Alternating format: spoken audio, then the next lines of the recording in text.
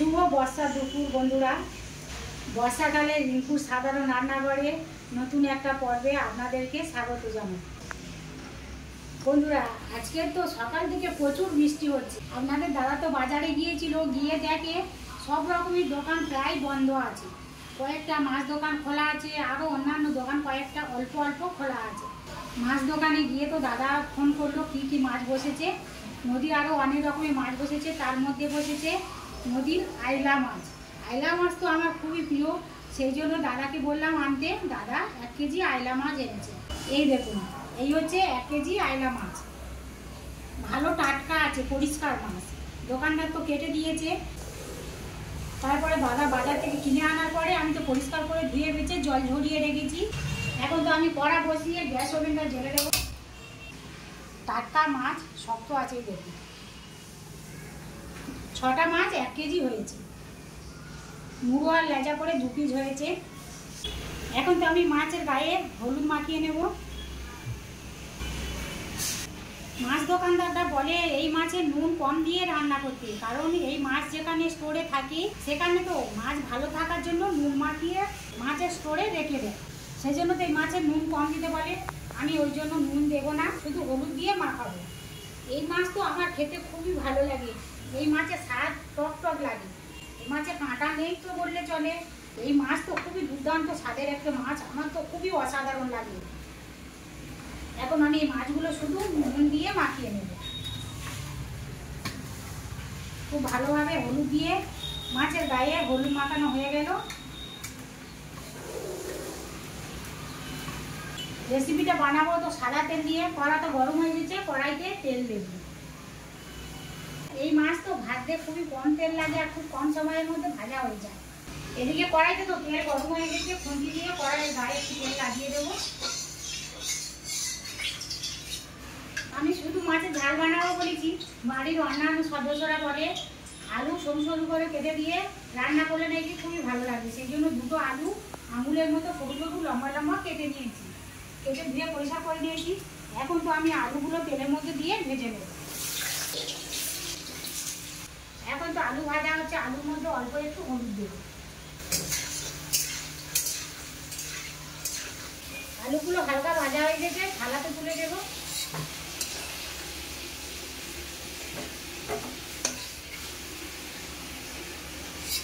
কড়াইতে তো আলু ভাজা তেল আছে, তেলের মধ্যে হলুদ মাখানো মাছ দেবো। মাছগুলো ভেজে নেব।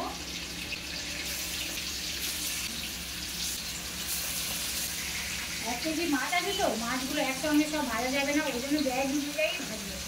আর এই প্রত্যেকটা মাছে তো ডিম হয়েছে। মাছগুলো ততক্ষণ ভাজতে থাকুন।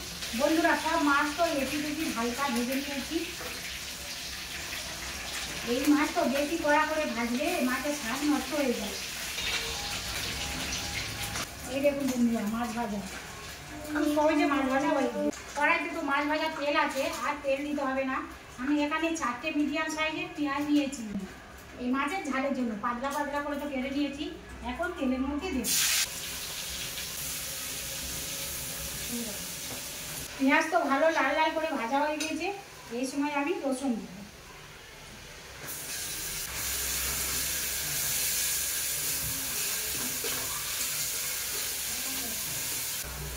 এই সময় আমি 1/2 চামচ নুন দেব। এই মাছ তো টক টক খেতে লাগে, সেই জন্য আমি একটা টমেটো দেব। যেহেতু তো মাছের ঝাল বানাচ্ছি, সেই জন্য টমেটোও না দিলে ভালো লাগবে না, সেই জন্য অল্প একটা টমেটো দিয়েছি।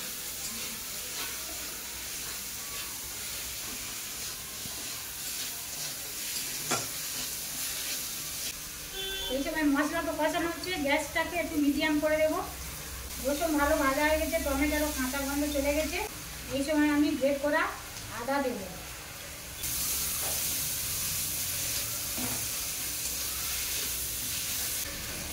হলুদের গুঁড়ো দেবো 1 চামচ। ঝাল লঙ্কার গুঁড়ো দেবো 1 চামচ।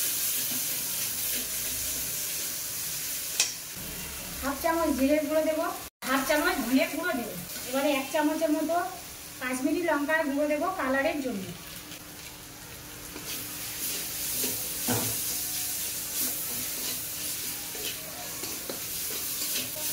টমেটো তো গলে গিয়েছে আর সব মশলা কাঁচা গন্ধ চলে গেছে, মশলা ভালোভাবে তো কষানো হয়ে গিয়েছে। এই সময় আমি ধুয়ে কেটে রাখা ধনে পাতা দেবো, ভেজে রাখা আলু দেবো। আলু দিয়ে তো মশলার সঙ্গে ভালোভাবে কষে নিয়েছি। এই সময় একটু থালা ঢাকা দেবো। মিনিট দুয়ের জন্য তো ঢেকে রেখেছিলাম, ঢাকা তুলে দেবো।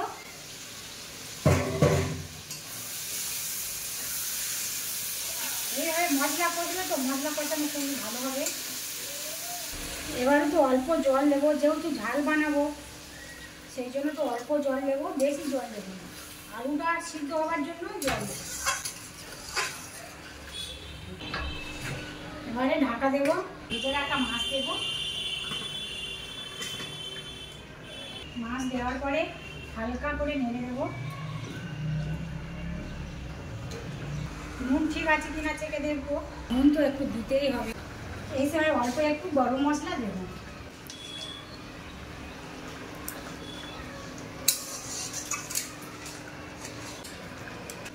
আলু তো ভালোভাবে সিদ্ধ হয়ে গিয়েছে, যেমন মাছের ঝাল পুরোপুরি রেডি হয়ে গিয়েছে।